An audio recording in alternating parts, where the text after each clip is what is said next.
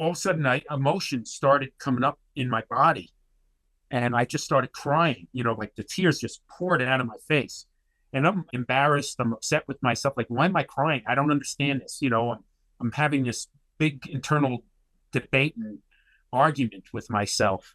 And he goes, "What are you sensing?" And I go, "I don't know. I want to cry for the lost children." He goes, "Open up the envelope." And it was like the patron saint of lost children.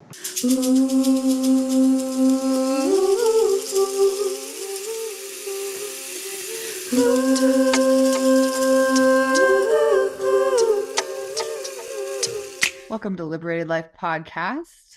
I'm Lindsay. I'm here with my co-host Cody. And today we're here with John Thunderheart Robinson, who's a friend of Cody's from the Colorado Springs area. Welcome, John. Hi, welcome. Welcome to my world. I love your world already. So, It's John, so good to be here with both of y'all. Excited to get into whatever we find today.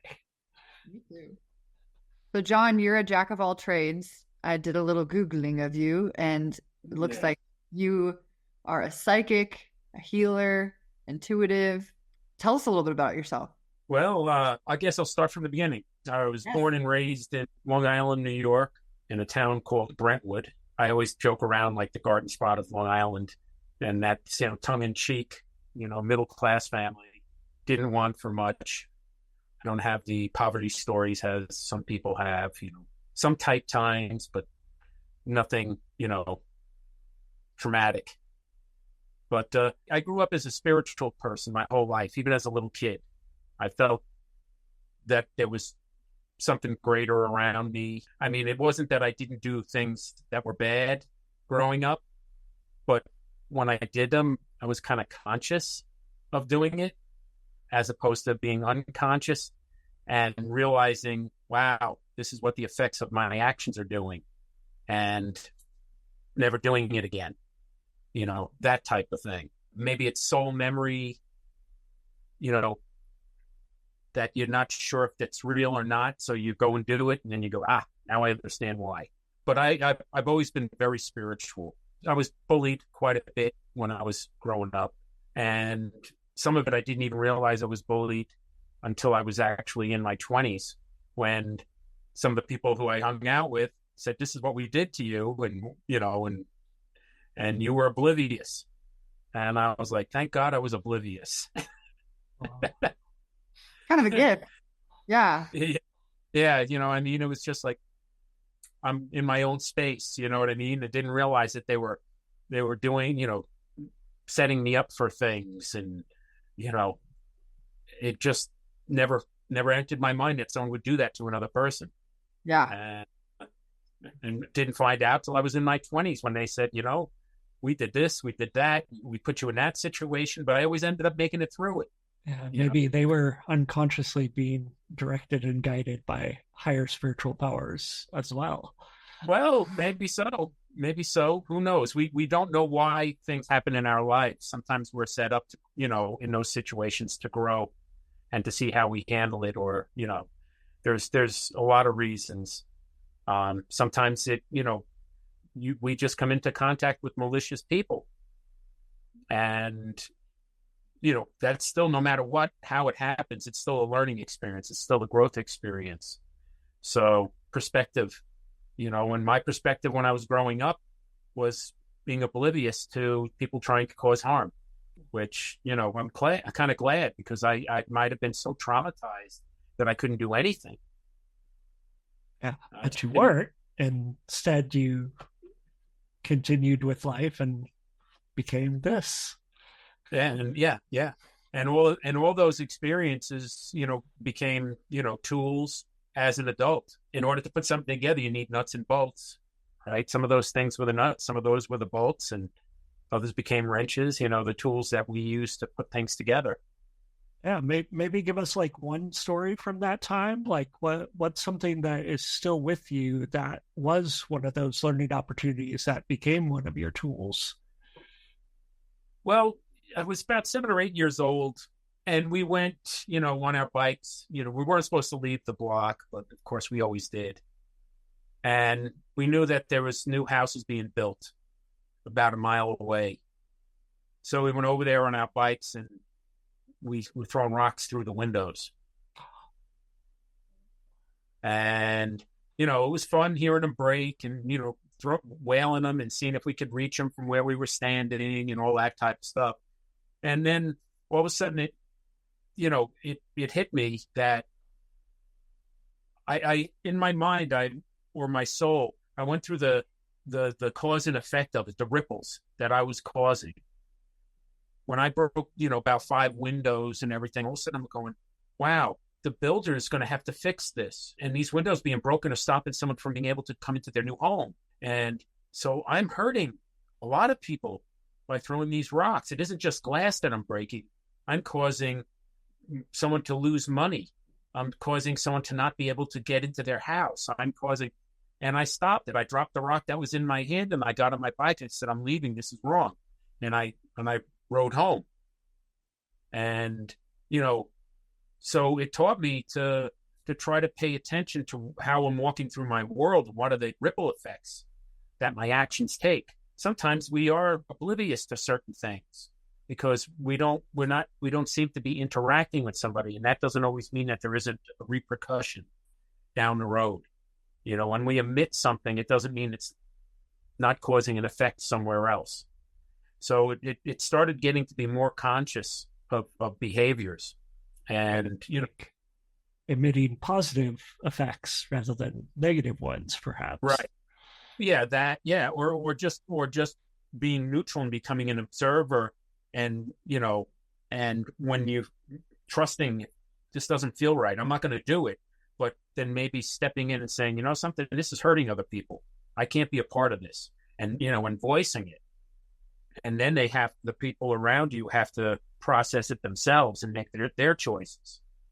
But if you just stay completely silent, it doesn't give a chance for the other people around you to, to do some self-reflection. Right. That's why sometimes it's said silence is complicity with crime. If you're involved in that and you don't bring it to attention, then you're missing an opportunity at the least. Yeah. And I can say, and there's sometimes when the silence is because of self-protection, because you might not walk away if you want something. Right. Discretion is always advised. Right. But doesn't mean that you can't do something after that when you're not in their orbit. And, and there were circumstances in my life where I had to wait before I spoke. And because of the repercussions, I wouldn't be standing in front of the camera if, or sitting here doing this if I had confronted the situation at the time. Okay. Cool. So, literally, death. Tell us about that, if you don't mind. Oh, yeah. Well, when I was in college, the people in the room next to me, we lived in I went to a community college first, but almost everybody there came from all over the state because of specialized programs that the community college had. And the people in the room next to me, one of them I saw on the first day of college coming in, and I was looking out my window and I'm going, oh crap. And my parents go like, what? And I said, see that guy right there? I said, he's trouble. I said, this is going to be really interesting. He's real trouble. He was from the neighborhood. He was not a friend, but I did know him and he knew me. And he was friends with some of my friends, or at least, acquaintances. And, there were situations where they actually had a gunfight in their room and the bullets came through my wall and no one got hurt, but, they were drunk playing poker and, someone just started offloading and the people he hung out with, or one was a roommate and one was from across the hall, were all troublemakers, bully type people, but really troublemakers. And they actually, 2 of them ended up going to prison for murder in the future.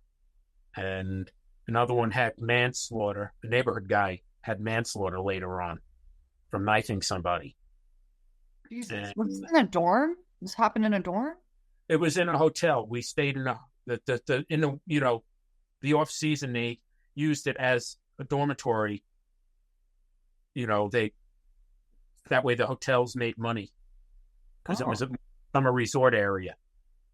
And I was kind of hired to be like a RA for that building, and these guys threatened me that if I said anything, that I'd get killed, basically. So I held it back.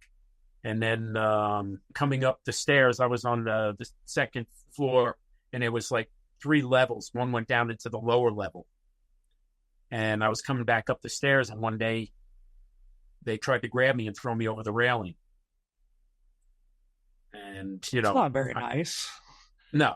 And I fought them off, and then the owners of the hotel pulled me in and started asking me questions, and, and I told them the truth and everything. And they were so disappointed in me that I didn't tell them what happened and spoke up and protected the place and everything else. And the people were great, the owners. And I felt a lot of shame because of that I didn't have the strength of the balls to speak up at the time. But, they were kicked out. It sounds like you made the wise choice there.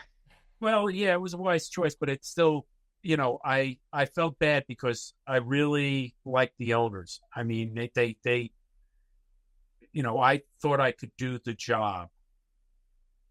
And it wasn't that I technically didn't do the job, but I didn't live up to my own expectation of doing the job. Not your typical RA duties, though. I don't think so. Yeah. No. No, it wasn't typical RA duties. What did you major in? That particular one was hotel and restaurant technology, and where you learned how to you went to, basically was culinary courses, and also management courses for hotels and restaurants, and you learned how to design kitchens, design hotels, you had courses where you literally made like blueprints, and then the teachers would come in and critique it and why not to do something, or that's a good idea, that type of thing. And it was a really good course. You learned everything. You learned cooking, you learned baking, you learned art of candy making, and everything. It was very intensive. They had a restaurant that was run by the students. The school and the students were all the employees. That was part of the course, to run it. And you did every phase from dishwasher up to head chef, that type of thing. And a lot of fun, minus the gunfights. Yeah. The best course was wines and beverages. Oh, I like that class. Yeah, there was a night where I actually slept in the parking lot. So did you end up managing hotels and restaurants and stuff like that after college, or how did you end up now? I did not really. I became a manager at a fast food restaurant. It's called Roy Rogers. It wasn't what I wanted to do. I did work as an assistant chef in a country club. It wasn't that, a love, if you know what I mean. And I like to do things that I enjoy and love. And it wasn't something that really made me feel like I was accomplishing and living fully. So when did you find something that brought that sense of accomplishment? That's always an ongoing thing. I had, believe it or not, after I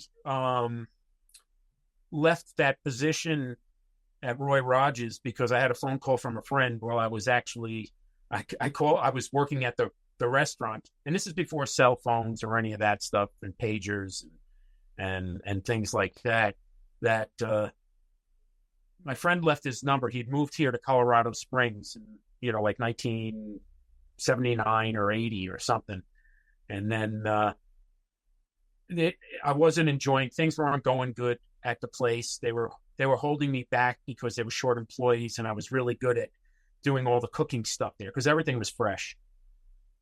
And so I wasn't getting moved on to my store. and that was being held there still in training so that they could use me. So I was getting pretty frustrated.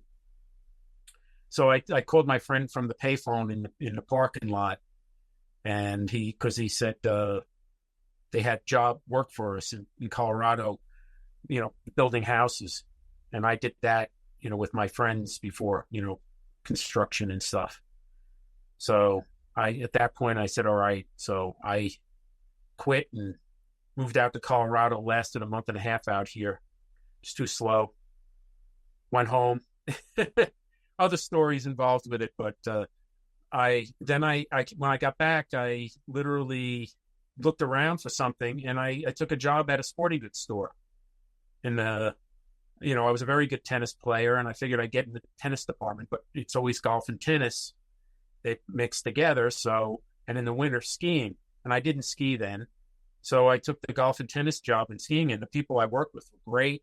I enjoyed, no, money sucked, but it was something that I had so much fun with, and it taught me to speak to people, because I'm not a person, I was more of a shy person, and I had to engage people and with my coworkers who were funny, and we were just having a ball. And I stayed there. I only planned on being there for a short period of time. I stayed there for 7.5 years until, people moved on, and then they changed ownership and stuff like that. Because, it actually gave me my voice. I was starting to have dreams of speaking in public and being in front of audiences, which was the furthest from my mind, but it kept happening. And then I had the vision of an assassination attempt of the Pope, which I was able to pass the information on, which corroborated someone else's vision and literally thwarted the attempt on the Pope's life.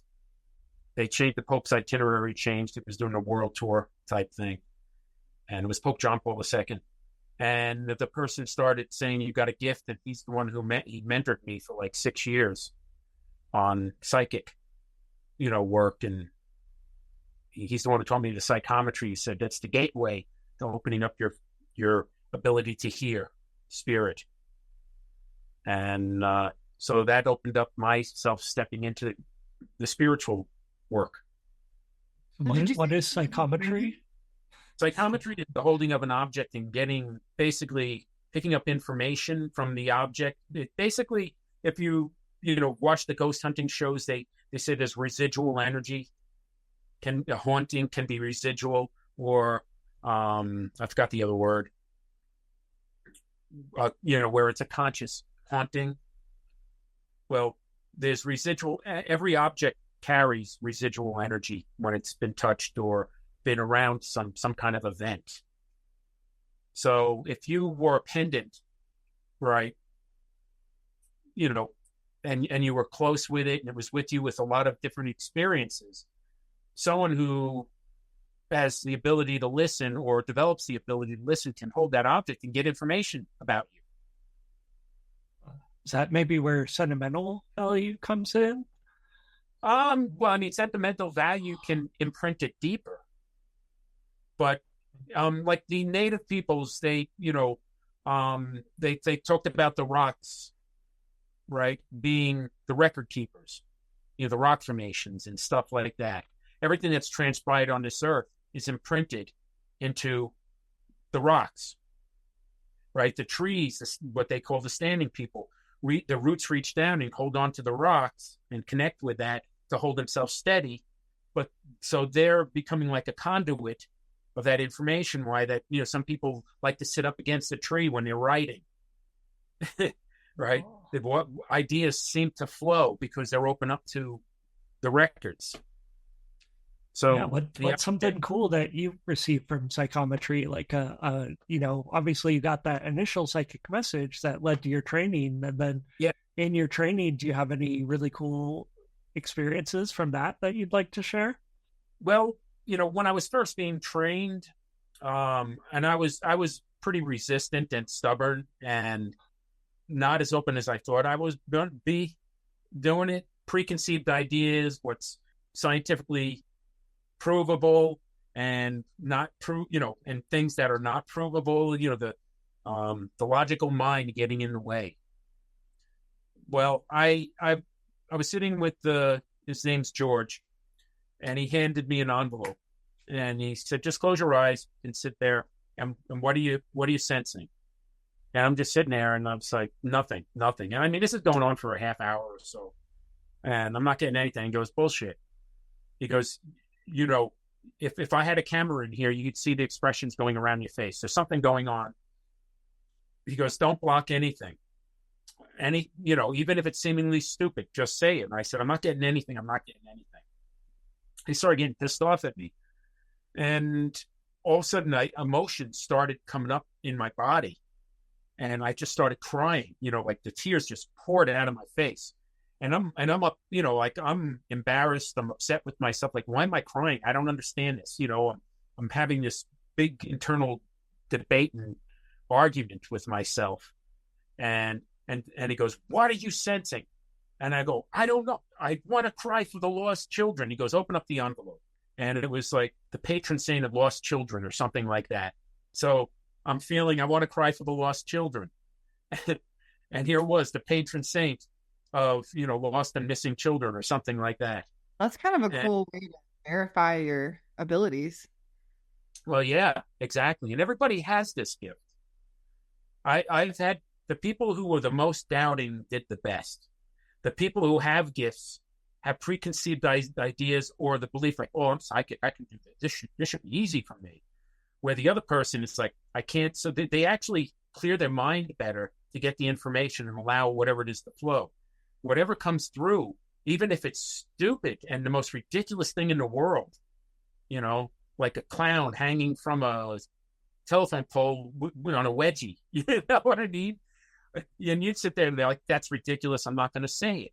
And then all of a sudden, if you write it down or you say it to the person, that might be something that went on. That this kid, when he was doing trick or treat dressed as a clown, the big kids came, gave him a wedgie and hung him on the pole. Now, part of that story, I wasn't in a clown outfit, but I was given a wedgie and hung on a telephone pole as a kid. Dang. Yeah. Yeah. The tidy whiteys, that's what they they were like 4 feet long by the time. There was a bunch of us kids that the big kids of the block grabbed us and it went from one pole to the pole, and there's a bunch of little kids dangling from the telephone poles. So stereotypical bullying situation. Okay, I have a question. So the original vision that you had of the assassination attempt on the Pope, you said was that a dream or just a random? No, it was a vision. I was sleeping, but I woke up, and I mean it was clear as I'm seeing your picture here on this, and I got a license plate number. I got the type of car. I've got the type of weapons, the street sign. I knew the country was Portugal. I had how many, they were Arab terrorists. I had the clothing, the types of clothing. I had even some serial numbers on weapons. I mean, it was like, oh my God, I was like overwhelmed with how much information. I didn't know what to do with it. And never met the guy. I only, before I went away, I listened to a radio show. It was called the Joel Martin Show in New York. And it was on from midnight to 2 a.m. And I would listen when I went to bed. I'd listen to the show. And they had a psychic on one night because they had every kind of topic. They had political, they had psychic once or twice a month, that type of thing. And it scared the hell out of me. I mean, I would throw my blanket over my cover, even though I was a teenager, but I couldn't stop listening. And they had a priest on there, a physicist that, he was being tested. And he's the most tested psychic out there. And they had a priest who was head of diocesan television in New York. And the priest on air said, "I believe this guy, George, is the real deal because he gave me and my sister information that no one else can gather," right? Remember, there is no internet. There was no computers then, right? There was big ones that take up rooms, you know what I mean? And they were the tape, ones that put out the punch tape, or had a printer. They had no screens, and you didn't have them in the homes. right? So it was the advent of computers. And so no one could get that information anywhere. No way to do research on another person. So this priest, when I had that vision, I said, I got to contact the psychic and he can contact the priest.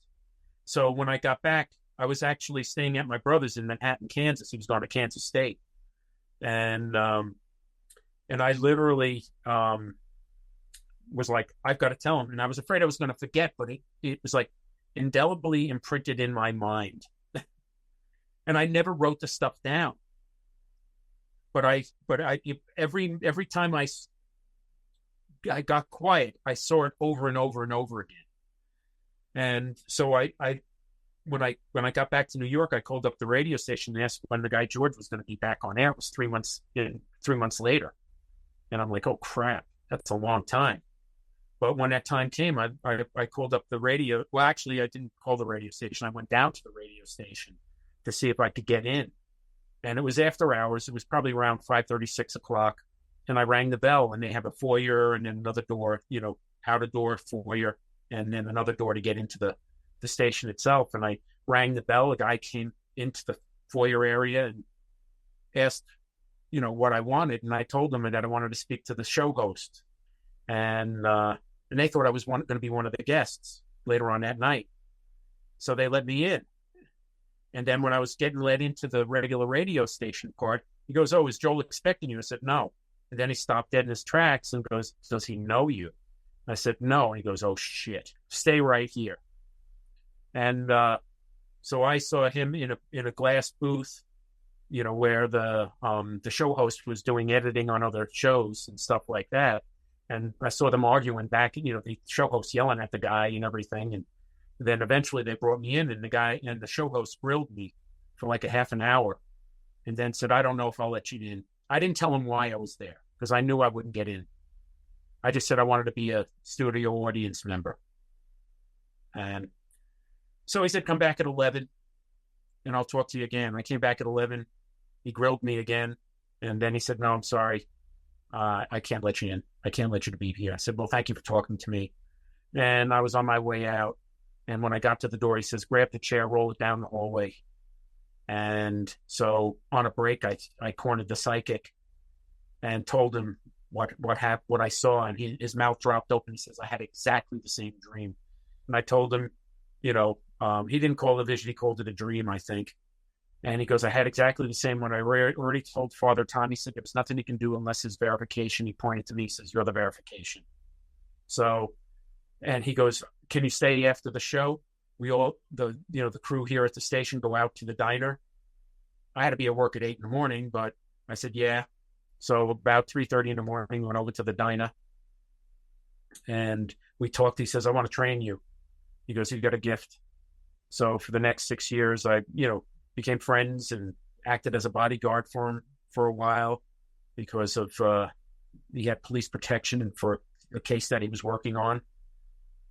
And that's how I really started developing my own gifts, was working through him and then starting meditation. And then things just kind of blossomed in that respect. Wow. They say when the student is ready, the teacher appears. Yeah, really. And I mean, it really is true, but your eyes have to be open on what that teacher looks like. And, yeah, because you can easily reject the teacher. But I guess I wanted answers, because that's kind of disturbing to have something come. And actually, it later on, it was years later that I realized I had experiences growing up that I never looked at as being, say, psychic. I had a lot of like near death type of experiences, and and a voice saying, I was drowning. It was becoming high tide, and their friend was on an inner tube, and I kept trying to, swim, and he kept pushing me off and dunking me.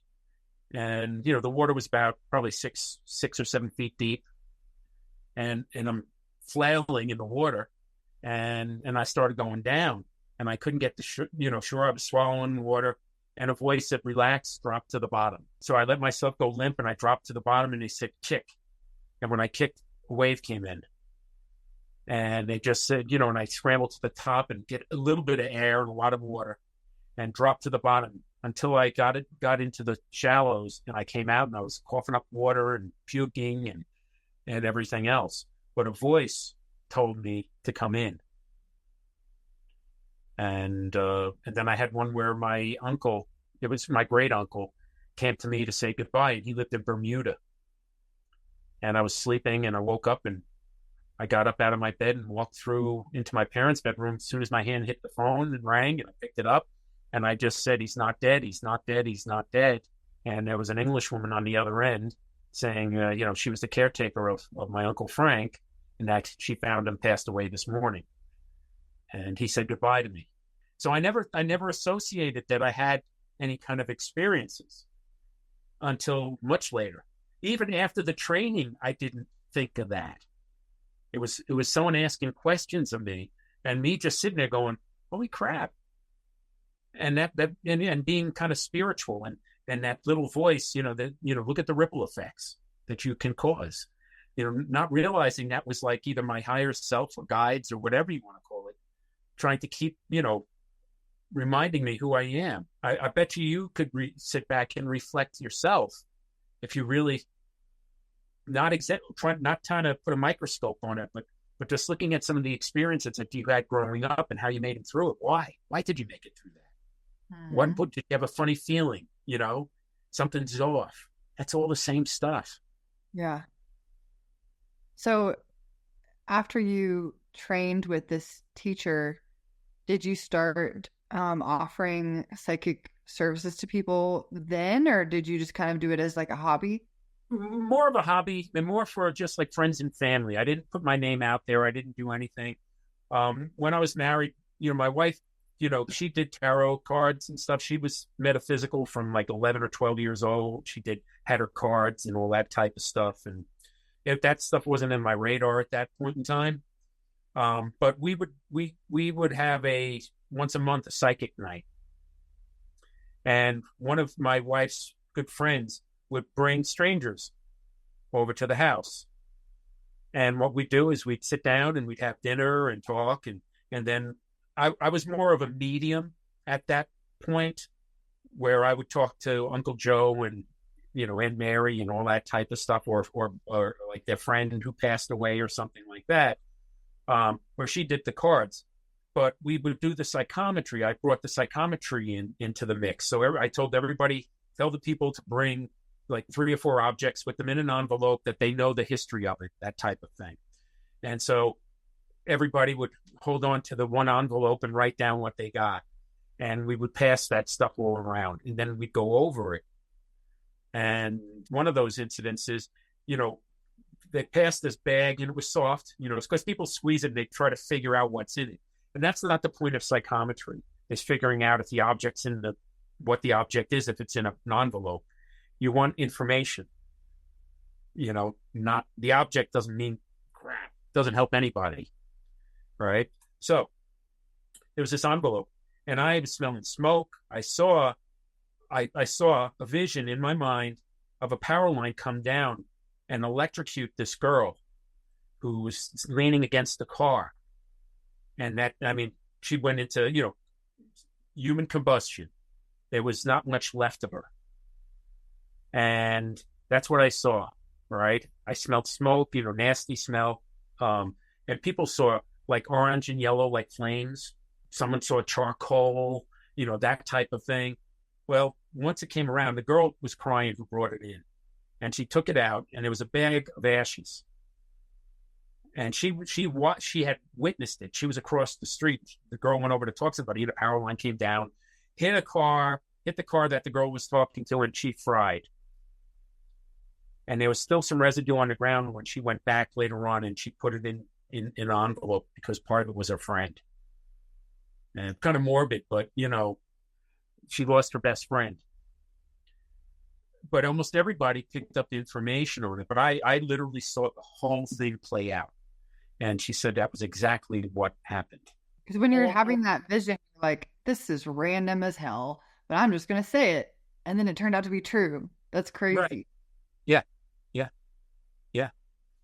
And, we can all do it. I mean, I one time held a ball cap. A friend of mine, when I worked at the Broadmoor Hotel, it's a 5-star, 5-diamond hotel here in Colorado. And I was a manager in one of the departments, and it was a big department, so there was like 5 managers and then a director and all that type of stuff. And I was telling him I did psychic stuff, and he didn't believe. He was from England, and that's all bullshit. That's you're just trying to soak people. And I said, well, I don't do it for money. I didn't then. I didn't do it professionally. But he told his wife, so he called me up and he says, hey, can you come over and do that bullshit? And I said, yeah, I guess so, sure. So I went over his house, and he had a bunch of kids, and he was making grilled cheese for him and everything. And I'm just standing around there, and then I'm walking. I used to collect caps, ball caps of all different types. And then I saw a cap on a dining room table. So I walked over to it, and I picked it up. And then he's cooking, and he turns around and he's seen me, and he goes, I believe you, mate. And I go, what do you mean? And he goes, I believe you. I don't know what he's talking about. I'm holding a ball cap. He goes, what are you talking about? And he goes, no, that's the object that I wanted you to hold. He goes, I believe you're the real deal. I believe you. He goes, because when you picked up that cap, you went ghostly white, and your whole demeanor completely changed. Right. So then I did a reading, and it was about his brother-in-law was missing. He was tagging bears from an airplane, right, over one of the parks. And I told him that a storm was coming in fast, and they would try to outrun the storm. Now, those type of planes don't go fast. They're lightweight, and I don't think they even go over 100 miles an hour, because you can't go fast in order to. And they were trying to outfly it. And I said it was I think it was in Yellowstone or something like that. I can't remember the park offhand, but I think it was Yellowstone. And one of the parks that goes into a couple of different states, one of the big name parks. And he said, no, man, he was over in this state. It's not possible. And plus, those parks, you're not allowed to fly over them. And I said, would you disregard that if a storm is coming? You might get killed. I think you're going to go where there's sunshine, where there's blue sky, right? And I said the plane, its tail is sitting straight up in the air, and it's by these white rock formations. And that's one reason why no one has ever been able to spot it, because it matches too close to the terrain. And I said last year the Forest Service put a new road in the area. There's a waterfall about a mile over in this direction, and a Forest Service station, which is meant for when they go back there to do work. It's not occupied all the time. About a mile directly, parallel to the waterfall. And my friend the wife called up the Forest Service, and they knew exactly where I was talking about. They said, yes, we know the area exactly. And I said, well, you're not going to find the plane till next summer, because there's going to be a snowstorm coming in that's going to, block out the high country from being accessed. And, this is in, the summertime. And they sent people out right away. And I get a phone call 2 weeks later saying they think they found the airplane. Now, I was picking up 3 people. Now, it turned out that there were only 2 in his airplane, the pilot and the tagger, which was my friend's brother-in-law. And I kept getting 3 people. I said, was the pilot pregnant, female and pregnant? Why? I don't know why I'm picking up 3 people. Well, it turns out that the other plane, the plane that they found, was missing, a plane that was missing 7 years. Now, he's been missing 3 years, the guy. This plane was missing 7. There was 1 pilot in it. There's 1 person in that plane. All right. So that spirit of that pilot came into my reading to help get found, so his family had closure. The next summer, in August, they found his airplane. And I told them the body was 30 yards from the plane. His wallet is halfway in between, and inside his wallet is a golden crucifix. Inside the wallet, he asked his, sister-in-law, And the sister-in-law said, "Oh yeah, he keeps a golden crucifix in his wallet. That was a gift from Christmas, and he did it for keeping good luck." So they found a wallet, had the golden crucifix. They found a body 30 yards away, and that was from holding a ball cap. Have you ever helped the police solve a mystery? That was actually one reason why I became a cop. No, I never. That's right, you were a cop. I forgot. Yeah. Okay. One reason why I became one, because I wanted to do that. I wanted to do like unsolved mysteries, get in the detective thing, cold cases and all that type. Didn't work out that way.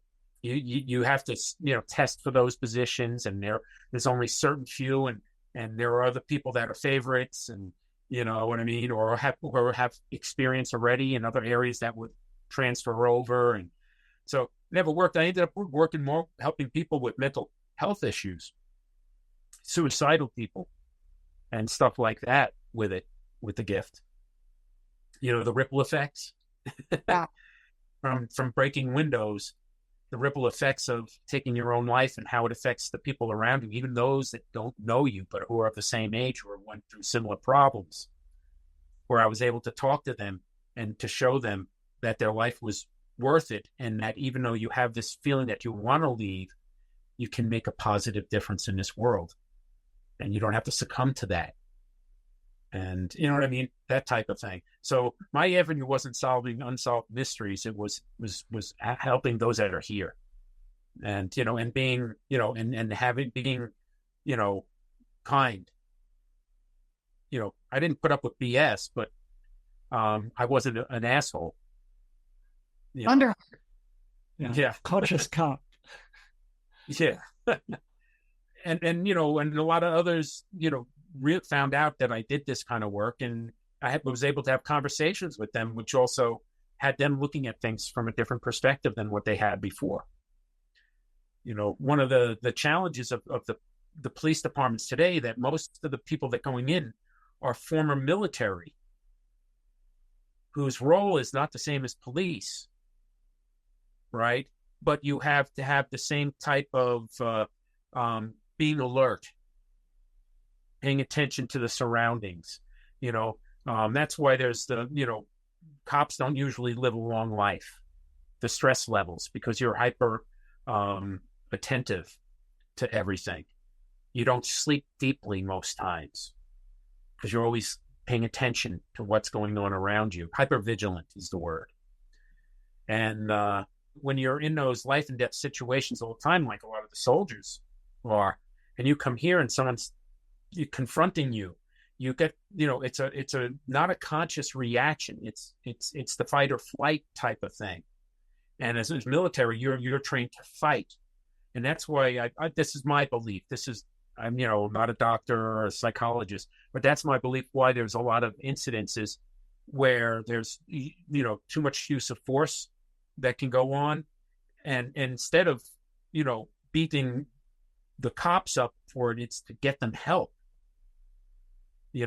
Yes, they might have to go on a thing, get some training and stuff like that, or get suspended for a while if they did something really bad, but find out the cause of it, maybe even still lose their job, but help them on that. Right. And, in many different ways to help them, because it's still a stigma. When you get help, you get kind of labeled. When you go to sit down and they say they won't do it, we've had psychologists on staff where I worked and everything. But if you go in there, you can get labeled, not trusted anymore, you know what I mean? Yeah. So the culture is still not really allowing the humanity to be there. Sounds about right. How long were you a cop for? 10 active, 2 out hurt. So a total of 12 years. What had you leave that position? How did your life evolve from there? Well, Spirit kept telling me before I got injured, like in 2007, Spirit kept telling me it's time to go. It's time to leave. Because I only planned on being a cop for 5 years. And I loved it. I enjoyed what I was doing. I couldn't wait to come home from vacation, to go back to work. I mean, I really enjoyed what I was doing. So it was getting tougher and tougher to be there. It wasn't getting as enjoyable. But I was like, hey, I need to get a retirement. I'm a single dad raising my son. I got to stay here. So I stayed there another year, and it was in October, the first time that voice said time to go. Next year in October, same thing. I said, no, I'm not leaving. I'm staying here. Spirit was like, okay, third year, time to go. No. I said, I'm a single dad. I'm arguing in my head with Spirit. I'm a single dad. I have a house. I got a mortgage. I've got to pay the things. I can't just walk out of here with nothing coming in. I said, fuck you, Spirit. I'm staying. I've got, at that time, I have, like 8 years to go to have early retirement. I can, the first 10, these first 10 years have gone pretty damn quick. Let's go. I'm sticking it out. F you.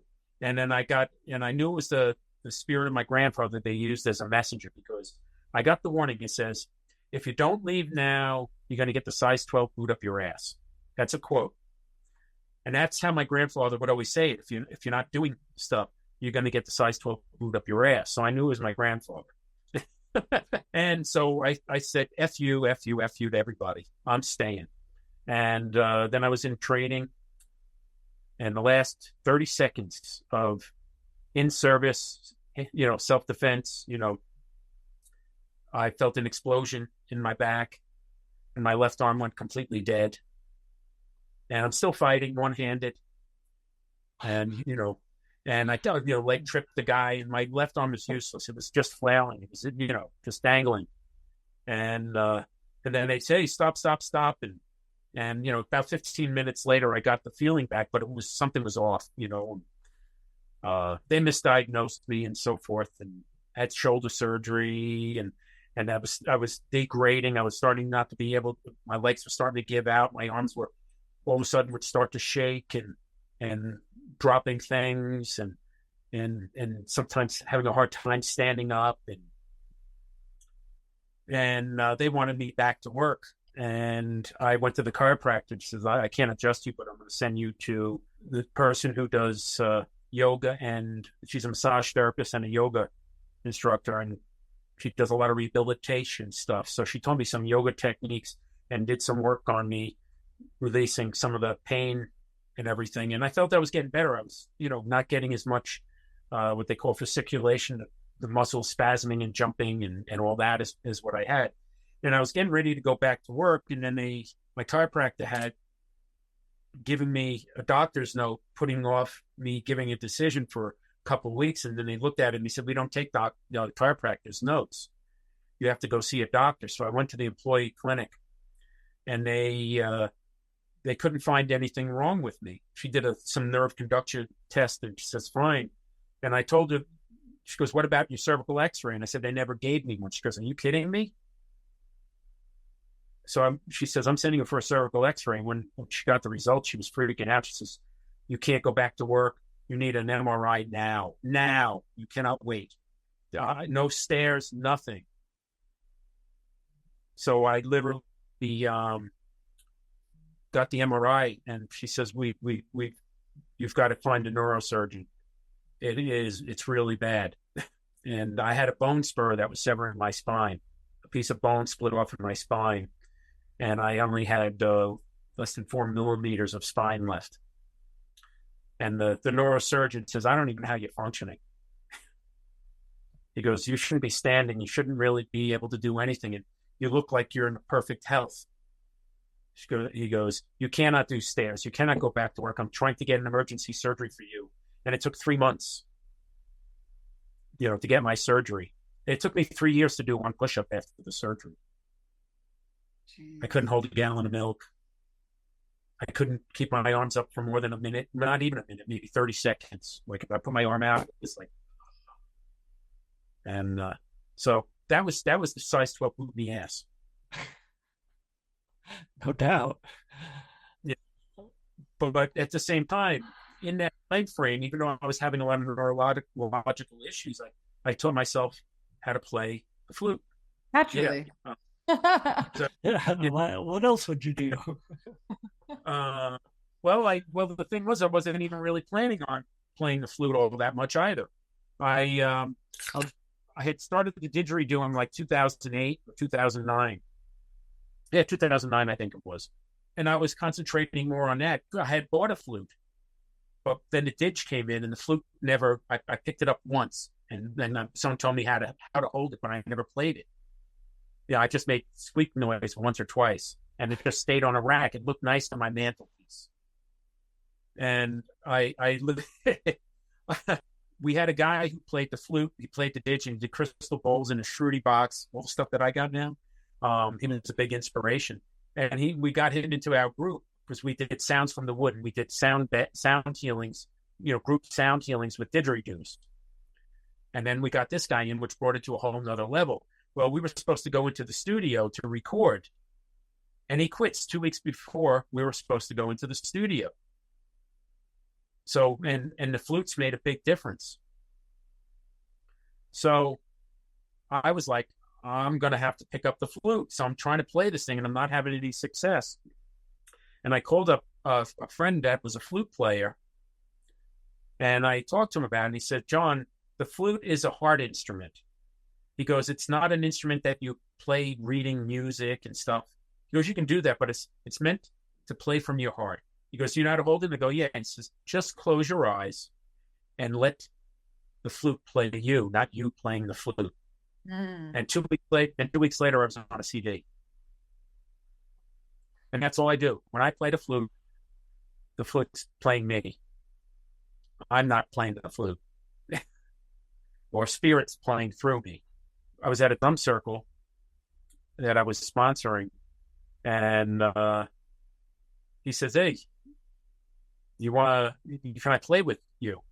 Because I was playing the flute. I go, you want to play with me? And I was new at it. And he goes, yeah, you sound pretty good. And I said, you want to play with me? And I said, okay. So what I did is I stood across from him, and he was really good. And I just watched his fingers. And I just started doing like an echo. He would play, then I'd follow him. And all of a sudden, we're doing his stuff. And people are kind of dropping the volume of the drumming and listening to us play. And so we started hanging out, and he lived in the Denver area, and I would go up to his place, and we started recording some of the stuff. He had his computer and microphones and so forth. And then I started getting other people asking me to play along with them. And I realized I'm not a jazz lover, but I can actually play jazz Native American flute.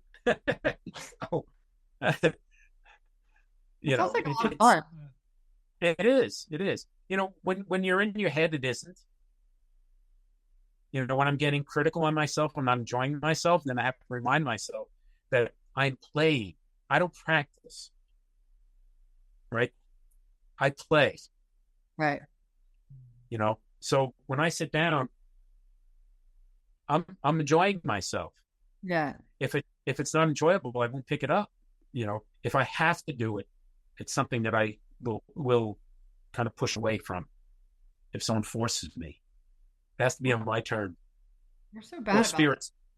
Culture. Like, I feel like we don't value play very much. It's always practice, and learn it and do it and put it on this calendar. It's not like, yeah, do this because you want to. Yeah. I mean, what for you? What are things in your life? I know this. I'm turning the tables here. That I like to do to play. Yeah, or how do you look at your life? I mean, because I'm sure the people that on your things, how many times have you talked about yourself with the turn the question onto yourself? No, I love that. That's actually it. So, one of my ex-boyfriends played the flute. Well, he played all kinds of musical instruments, didgeridoo, harmonica, and so he had a flute. And one time, I remember picking it up and kind of just starting to like play with it, and he like interrupted, and he was like, "Oh, you put your hands here, and you do this, and you do this," and I got really triggered because I was like, "Stop telling me what to." Not that I didn't want him to teach me, but I was just trying to play. Right. part of the fun of it is figuring it out for yourself, right? And he was completely innocent. He wasn't trying to like make bad or anything. But I had to catch myself. I was like, dang, who hurt me? Like, why is my friend trying about this? But it was because it kind of took the joy out of the process for me. Right. So yeah. So I haven't now have you picked it up yet? Well, I don't have it now. We broke up, but right. But I mean, if you had a flute, would you pick it up again, or would you be kind of resistant because that was a trauma? Yeah, I would pick it up, but I would definitely only want to do it when I'm alone. I wouldn't want anyone watching me or like trying to tell me how to do it. Yeah. Well, it's funny. Yeah.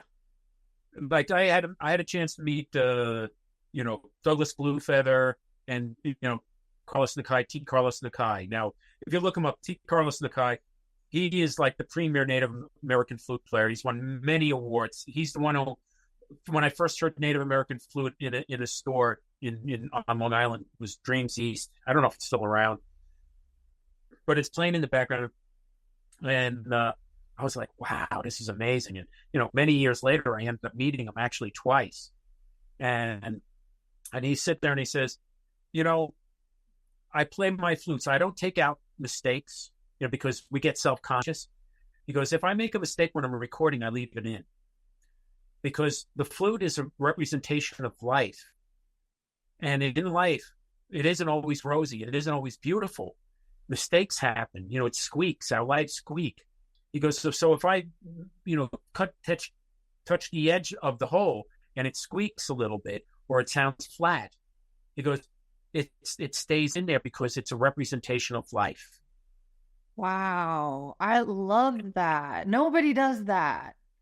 Right. So now when I screw up, when I'm playing, I just play. I just let it go. I hear it in my mind and I miss my finger. And instead of stopping and going, now, damn it, I messed up again. That allowed me to continue on. It's because it's just a moment of my life. It's just a moment. It's just here and gone and no one's going to care. Someone might go like this, I wonder if he did that on purpose. That's all they say. Or a lot of people go, I didn't even know you made a mistake. Yeah. It's like I play with a group and we play, rock, stuff. And all of a sudden he's like, oh, damn it. And he stops and he goes, that wasn't that good. And I said, no one would ever know. I said, I didn't know that you were making a mistake. You had a line, a riff that you were trying to do. I didn't know you were trying to do that one. I was enjoying what you were playing just the way you were playing it. Now I know you made a mistake, but I still don't know where the mistake was. Mm-hmm. And I said, so let it go. Don't stop. Keep playing. And this person has a lot of experience. I mean, a lot. Probably playing the guitar for 40 years and on stages and stuff like that. But still, that self-critical mind can trip us up. And, the lesson is that, so what? Yeah, you might feel it, you might think about it, but don't let it stop you. And don't let it, especially stop you permanently. Because a lot of people stop permanently. Yeah. Oh, yeah. And you hear that people all the time. I go to a lot of like those wine and paint nights. Yeah. And that is like every time I go, there's somebody in the room who has a traumatic background with art where, an art teacher or something just told them that they weren't good at this or that, so, anything like that. And so they have in their head like, oh, I'm not good at this. And it's like a whole psychological experience for them to just go drink some wine and paint a picture, like it's not that serious, but I get it. I just happen to naturally be somewhat good at painting, so it doesn't trigger me. But the flute thing triggered me because I'm like, right. Well, I did a reading for a woman a couple of years ago, and I was, I started a lot when I do my readings. I have a whole ton of cards, and I didn't used to use cards until after my spinal injury. It changed the way I perceived a lot of things, and that in itself was actually an interesting story because I used to just sit in front of people and get all the information in spirits and all that type of stuff.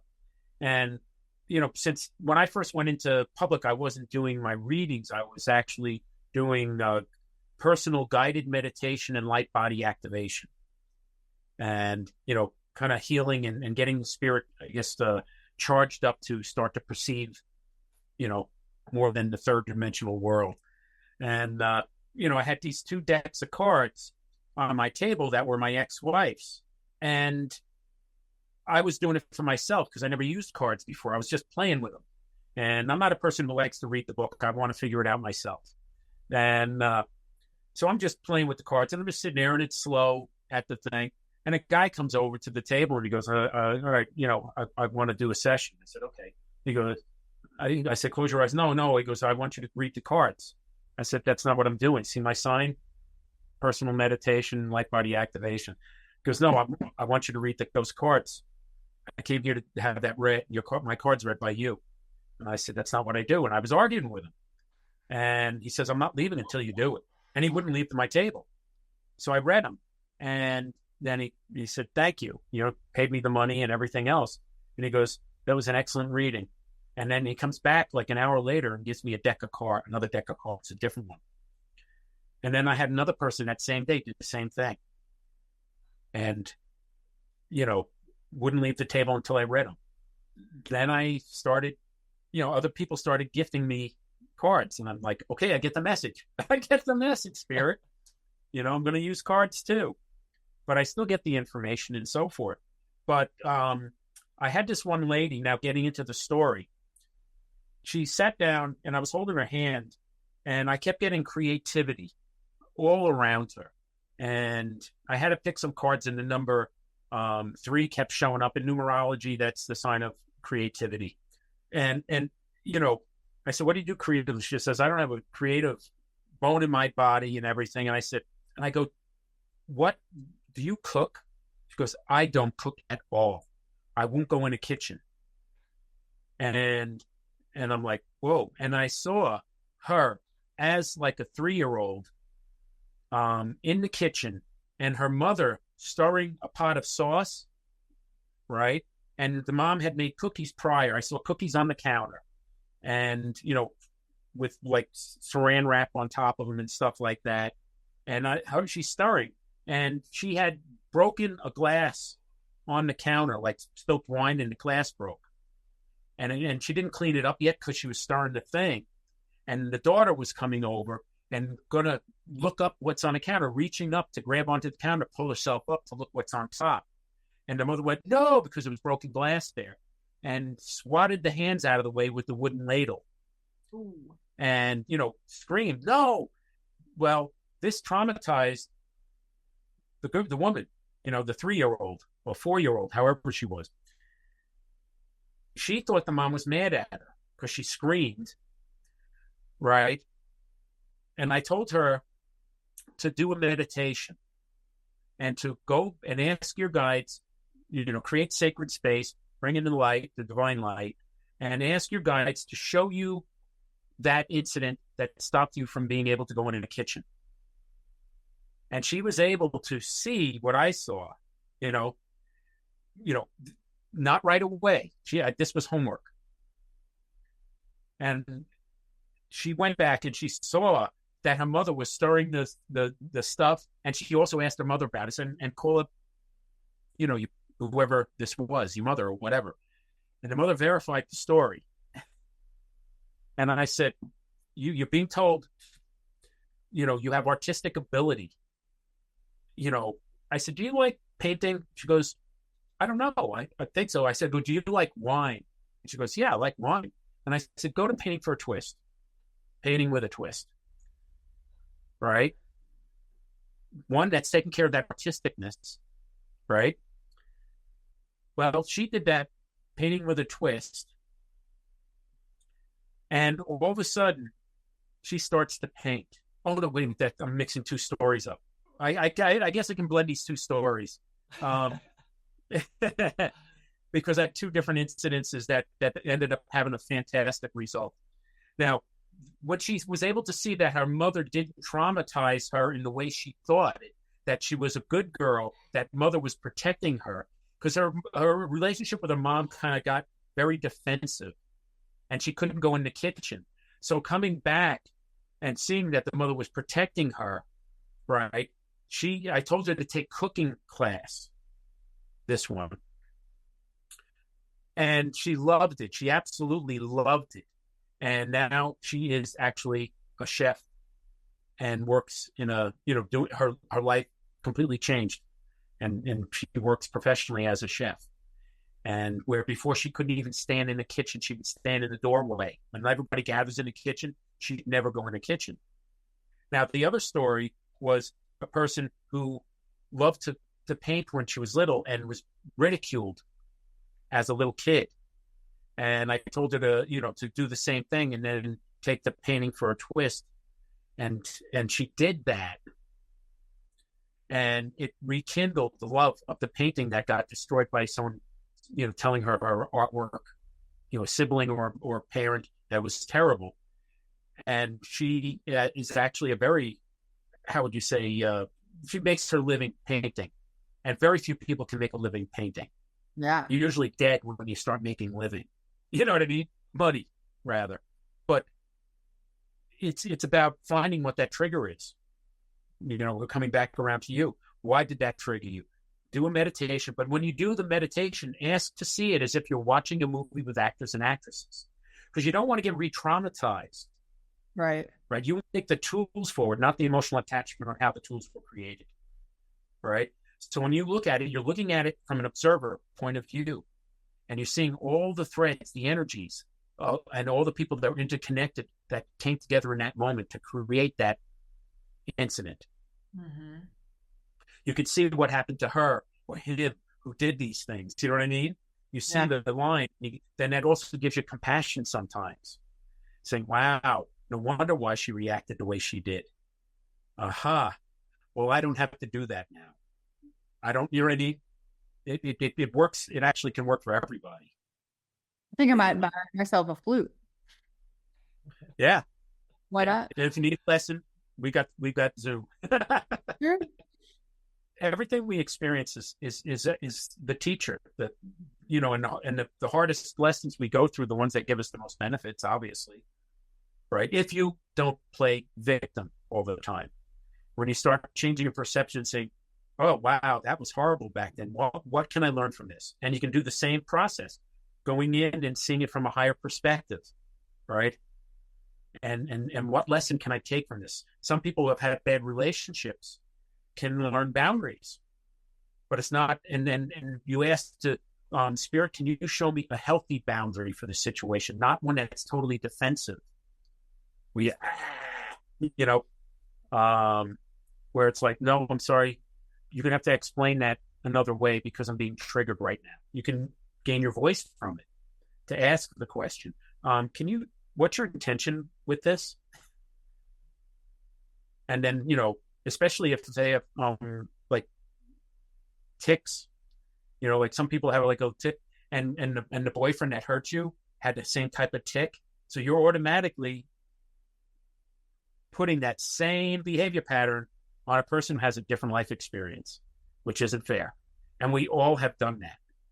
Oh yeah, all the time. And that's why having good conversations with people around you that are in your orbit and asking about how they grew up and did they have a good life? The people who I were really close to who have had addictions, that have changed the way the relationship went because of behavior patterns, or trying to save them, or trying to, to rescue them when we're not there to rescue them. We're sometimes there only to give information or a sounding board and not taking what they say personally, but just giving them a chance to express. And we have to be conscious, because if we go into the unconscious state, the triggers hit. Definitely. Yeah. So what is, if you were to leave our listeners with one last nugget of wisdom from John? Yeah. Always make sure when you flush that it goes down. I'm only kidding. That's not a bad one. Check it before you wreck it. Yeah, see, that was the wisdom of the John. Oh my God. I'm definitely quoting that. I guess one of them is that always take a breath before responding, in a situation that's triggering you or that you're unsure of. And the other pearl of wisdom is never let go of play. Is rekindle the child, the play. When I was a cop, when I was going to work, I kept a sled in the back of my car. So like if I'm driving home to work or I'm heading to work and I have a few minutes before I get there and I saw a hill. It didn't matter if I was in uniform. Jump on the sled, go down the hill, get up, throw it back in my car, and then go to whatever my destination, whether it be home or to work. It's never lose that, wanting to play and to explore, to try to take the moments that come to us as a new moment, as opposed to comparing it to an old moment. Just bring tools forward, to help you on your way, not the emotion on how those tools were created. Because otherwise, it's like sticking a bungee cord on the back of your pants. You're fine until it gets taut, and then it pulls you back. And lastly, one more. Sometimes we think we're failing, like we're going backwards again. Sometimes that's we only step backwards or go backwards to gain a wider view of perspective. Because if you have your face to the wall, which is the present moment, you only see the wall. And when you step back, you see how far you've come and you see how much is around you. So sometimes when we feel like we're going backwards, it's only to observe and see how far we've actually come. And what tools are present for us in that moment. Absolutely. I think I'm going to go buy a sled and a flute. All right. Nice. Yeah. Yeah. Thank you so much, John. This has been a blast, and you've got great stories. And, I got a million. I'll tell you. No. Yeah. Well, thanks for having me on. Thank you so much. Yeah. Anytime. So if you want me back for, a curtain call, be my guest. Absolutely. And how can our listeners, if they want to get in touch with you, how can they find you? It's the best way. You can go to my website, theinnerlightweb.com, or Facebook, John Thunderheart Robinson. I do a lot of events. I do what I call transformations through sound, a journey through consciousness using my flutes, my didgeridoo. And I appreciate you guys having me on. Yes, thank you so much. Whenever I come visit Cody in Colorado, I'll have to catch a sound healing. I would love that. Right. Yeah.